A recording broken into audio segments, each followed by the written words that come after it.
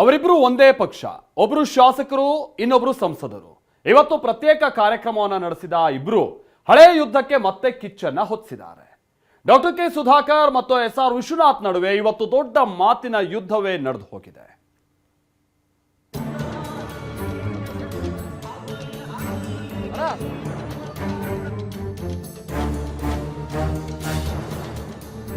ಒಂದೇ ಪಕ್ಷ, ಒಂದೇ ಲೋಕಸಭಾ ಕ್ಷೇತ್ರ, ಒಂದೇ ಪಕ್ಷದ ನಾಯಕರು.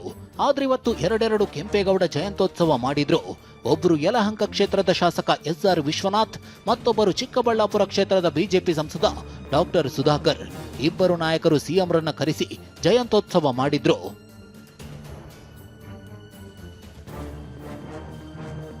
ವಿಷಯ ಅಂದ್ರೆ ಯಲಹಂಕ ವಿಧಾನಸಭಾ ಕ್ಷೇತ್ರ ಚಿಕ್ಕಬಳ್ಳಾಪುರ ಲೋಕಸಭಾ ಕ್ಷೇತ್ರದ ವ್ಯಾಪ್ತಿಗೆ ಬರುತ್ತೆ.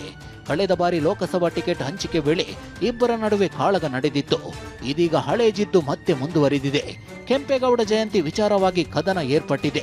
ಕಾರ್ಯಕ್ರಮಕ್ಕೆ ಸಿಎಂ ಡಿ.ಕೆ. ಶಿವಕುಮಾರ್ರನ್ನ ಕರೆಸಿದ್ದ ಸುಧಾಕರ್ ಸಿಎಂರನ್ನ ಹಾಡಿ ಹೊಗಳಿದ್ದಾರೆ.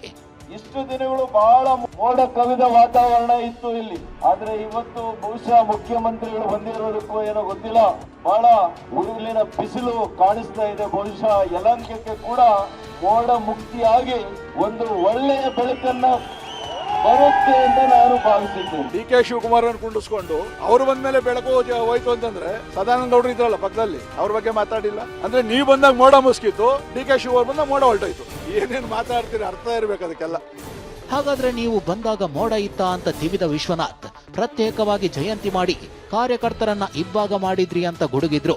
ನೀವು ಸರಿಯಾಗಿ ಕಾರ್ಯಕ್ರಮ ಮಾಡಿದ್ರೆ ಈ ಪರಿಸ್ಥಿತಿ ಬರ್ತಿರ್ಲಿಲ್ಲ ಅಂತ ಸುಧಾಕರ್ ತಿರುಗೇಟು ಕೊಟ್ರು.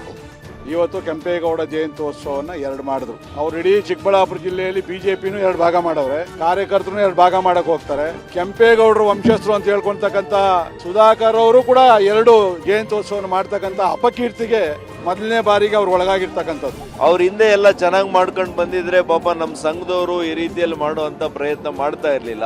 ಬಹುಶಃ ಅವರು ಯಾವ ಕಾರಣಕ್ಕೆ ಮಾಡಿಲ್ಲ ನನಗೆ ಗೊತ್ತಿಲ್ಲ, ಅವ್ರನ್ನೇ ನೀವು ಕೇಳಿ ತಿಳ್ಕೋಬೇಕು. ಆದ್ರೆ ಇವತ್ತು ಒಂದು ಸ್ವಲ್ಪ ಚೆನ್ನಾಗಿ ಮಾಡಬೇಕು ಅಂತ ಹೇಳಿ ನಮ್ಮ ಸಂಘ ತೀರ್ಮಾನ ಮಾಡಿ ನನ್ನನ್ನು ಆಹ್ವಾನ ಮಾಡಿದ್ದಾರೆ. ಚಿಕ್ಕಬಳ್ಳಾಪುರದಲ್ಲಿ ಸ್ಪರ್ಧೆ ವಿಚಾರವಾಗಿ ಸುಧಾಕರ್ ವಿಶ್ವನಾಥ್ ಮಾತಿನ ಯುದ್ಧ. ಬಿಜೆಪಿಯಿಂದ ಆಗಲ್ಲ, ಇನ್ಯಾವ್ದ್ರಲ್ಲಿ ಬರಂಗಿದ್ರೆ ಅಲ್ಲಿ ನನ್ನ ಮೇಲೆ ಬನ್ರಿ, ನೀವು ನಿಂತ್ಕೊಳ್ರಿ ಅದ್ರ ಕಡೆಗೆ. ಚಿಕ್ಕಬಳ್ಳಾಪುರದ ಜನ ಏನಾದ್ರು ಒಪ್ಕೊಂಡ್ರೆ, ಅನುಮತಿಯನ್ನ ಕೊಟ್ರೆ ನಾನು ಇಲ್ಲಿ ಬಂದು ನಾನೇ ನಿಂತ್ಕೊಂತೀನಿ. ಹಾರ್ದಿಕ ಸುಸ್ವಾಗತವನ್ನ ಬಯಸ್ತೇನೆ. ಧೈರ್ಯ ಇದೆಯಾ ಕೇಳಿ, ಧೈರ್ಯ ಇದೆಯಾ?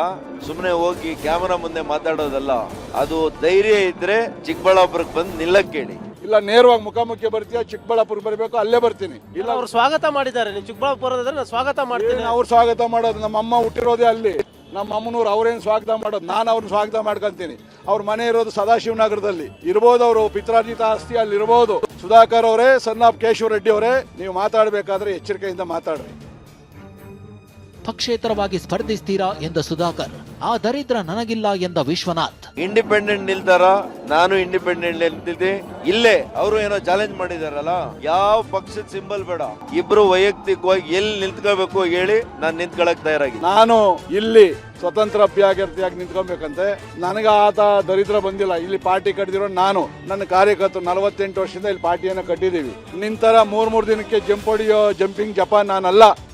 ವಿಧಾನಸಭಾ ಚುನಾವಣೆಗೆ 2 ವರ್ಷ ಇರುವಾಗಲೇ ಯಲಹಂಕ ಮತ್ತು ಚಿಕ್ಕಬಳ್ಳಾಪುರದ ವಿಚಾರವಾಗಿ ವಿಶ್ವನಾಥ್ ಮತ್ತು ಸುಧಾಕರ್ ನಡುವೆ ಮಾತಿನ ಯುದ್ಧ ಏರ್ಪಟ್ಟಿದೆ. ಹಳೆ ಕದನಕ್ಕೆ ಮತ್ತೆ ಅಖಾಡ ರೆಡಿಯಾಗಿದೆ. ಶಿವರಾಜ್ ಕುಮಾರ್, ಟಿವಿ9 ಬೆಂಗಳೂರು.